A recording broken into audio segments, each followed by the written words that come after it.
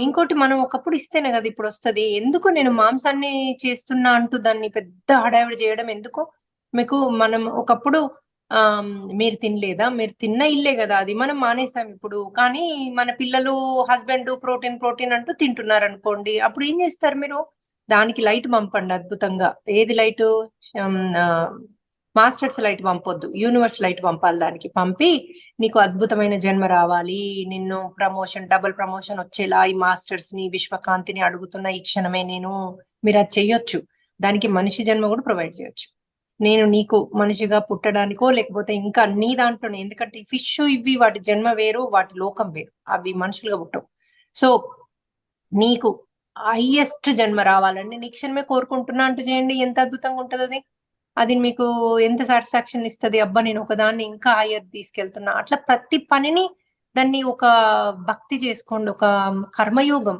ఏమంటాడు కృష్ణుడు? కర్మయోగం ద్వారా గూడా మీకు మోక్షం వస్తది అన్నాడు. సో, ఇదే కర్మయోగం. కర్మయోగం అంటే ఎక్కడో లేదు. కర్మయోగం అంటే మీరు చేసే పనిని ఆ సృష్టికై చెయ్యండి. ఎవ్వరు మిమ్మల్ని ఏమి అనట్లేదు. మనం తెచ్చుకున్న జన్మనే ఇది. మనం తెచ్చుకున్న పని. మనం తెచ్చుకున్న హస్బెండే. హస్బెండ్‌లో కృష్ణుడిని చూడండి. మీరు రాధా అయిపోండి. అద్భుతమైన మాటలు మాట్లాడండి. ఆయనలోంచి ఏ మాటొచ్చినా, "కృష్ణ నువ్వు నాయి రిలీజ్ చేయడానికి చేస్తున్నావా తండ్రి? థాంక్ యూ" అనండి. అలా చేస్తే మనం ప్రతి ఒక్కటి సంగమంలో కూడా మనము మోక్షాన్ని అంటే మనము కుండలిని అవేకెనింగ్ అయ్యేంత శక్తి ఉంటదమ్మా. మనము ఆ పరమానందాన్ని పొందొచ్చు.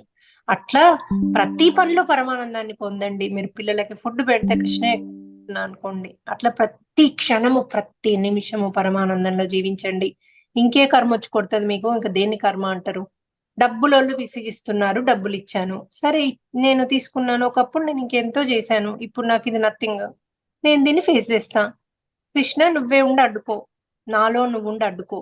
అని మీలో ఉన్న భగవంతుడిని అవేకెన్ చేయండి. అతను తట్టుకోలేడా దీన్ని? తట్టుకోగలుగుతాడు. మీకు ఆ శక్తినిస్తాడు. మంచి అవేకెన్ చేసి ప్రతి ఒక్కటి దాన్ని తట్టుకునేలా చేయండి. అసలు ఎంత అద్భుతమైన జీవితం అమ్మా మనది. మంచి శరీరం ఇచ్చాడు.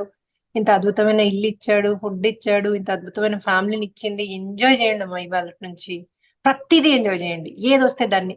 అప్పులోళ్ళొచ్చి తిడితే థాంక్ యూ చెప్పండి. వాళ్ళకి కూడా డైరెక్ట్ థాంక్ యూ చెప్పండి. నేనిది చేశాను. నేను ఒప్పుకుంటున్నాను.